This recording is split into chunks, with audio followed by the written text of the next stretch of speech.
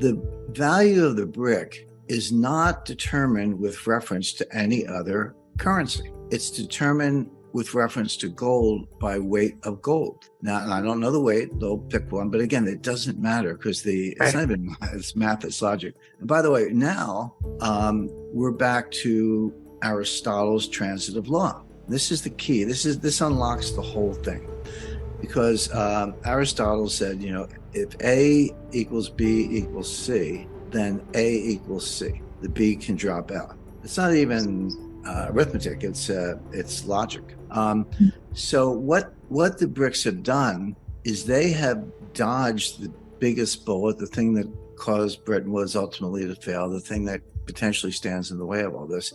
They've defined their currency by weight of gold. Now, a weight of gold has a dollar value, right? So A equals B equals C. One brick equals one, could be an ounce or a kilo, it doesn't matter, call it an ounce. One brick equals 1 ounce of gold equals, today, 1970. Well, through the transitive law, it dropped out the B, and one brick equals 1970, $1,970. But that's constant. I mean, that logic works for a moment in time, but it's not fixed, because the price of gold is going to fluctuate daily or minute by minute, right?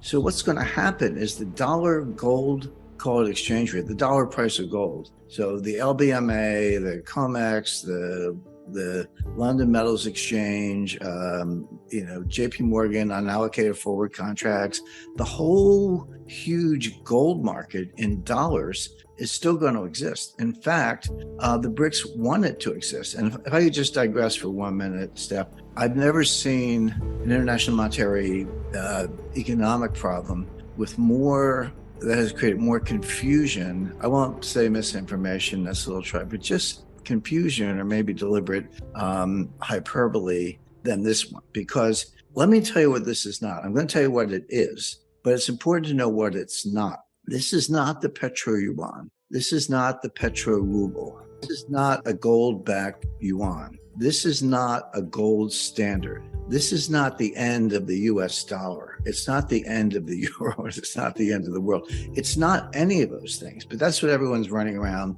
on websites or whatever shouting about. It's none of those things. In fact, quite the opposite. And this is where the Russian mentality comes in. The BRICS want the dollar to be around. They want the dollar gold market to exist because they get the free ride. The dollar has to do all the dirty work in the gold space, and BRICS get the free ride. By declaring one brick equal to a weight of gold, again, weight's the key, they just let the dollar gold market go wherever it goes, and the brick is worth an ounce or whatever, kilo, whatever.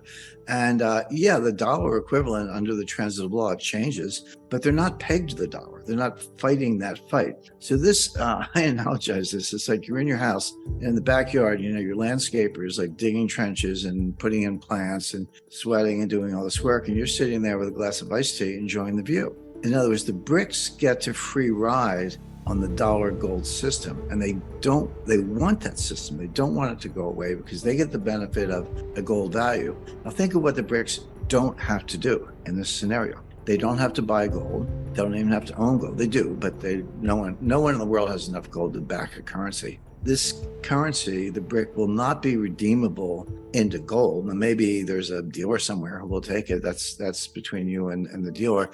But it's not like you're going to be able to march down to the People's Bank of China with a pile of bricks and say, give me the gold. They're not going to do it. So it's not redeemable. They're not going to make a market. They're not going to maintain a value because they don't have to, because it's by weight. They just get to sit back and piggyback on the dollar gold system and let the dollar do all the dirty work, with one twist. And here's the Russian contribution. So you don't have to close your capital account. You can close it, open it, whatever. You don't have to buy gold. You don't have to make a market. You don't even need that much gold. You just say, this is the ultimate fiat currency. The word fiat in Latin means I say so. Well, they say so, and there it is.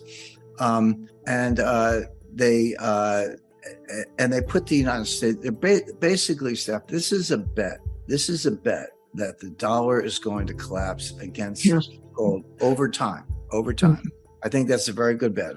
This is not a 3-month forecast. I'm not saying gold is going to go up or down the next week, who knows? But over time, now we're into what? debt to GDP ratios, kind of stuff you look at all the time, debt to GDP ratios, annual deficits, dare I say, modern monetary theory, our friend Stephanie Kelton. I mean, all these ideas are ruining the dollar, and everyone can see it, but not yet. And so if you want to launch this new currency and you say, hey, long term, the dollar is going to collapse in terms of gold, I'll hook my horse to this wagon called gold by weight, and I'll just reap the benefits. And I don't have to do a thing. Exactly. They're trading within their own block. Who knows if others join? Probably will, but they don't have to. You need a big enough block. There is a critical mass, but I would say at this point, upwards of 30 to 40 countries and all the other things I mentioned, that's a big enough block. You're defining it by weight. So the market goes where the dollar gold market goes where it goes, but you don't really have to worry about it because you're anchored to weight. But here's the twist I like. So let's say, and this is how it's going to play out. Now you're the United States. So you're like, looks like I've been painted into a corner. What can I do? Well, one of the things you could do, I've told the Treasury this for years, they don't listen. I mean, they invite me in, but they don't listen.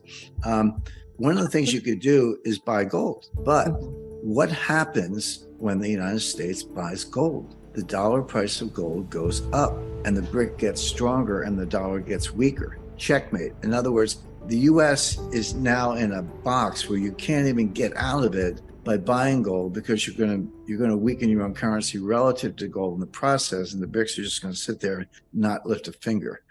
So it's genius. I got to credit the Russians. I'm not saying the Chinese couldn't think of something like this, but this has got Russia's fingerprints all over it. People have been talking about this for 20 years. The Great Reset, the end of the dollar, the collapse of the dollar, gold to the moon, et cetera. And it's never played out. And the reason are some of the ones we mentioned, which is the dollar has these huge embedded advantages in the form of its reserve currency status, not because everyone loves the dollar or they even love the United States, but because we have the only bond market big enough to absorb global savings. The U.S. Treasury market is huge. It is liquid, but it's got a whole infrastructure. Primary dealers that bid at auction, when issue trading, settlement, clearance, futures hedging, options hedging, depository trust corporation, settlement, on and on and on. It's got this huge infrastructure of laws, rules, and regulations that they've been building for a long time. I would say 237 years since Alexander Hamilton. But above all, it has the rule of law that people just trust it.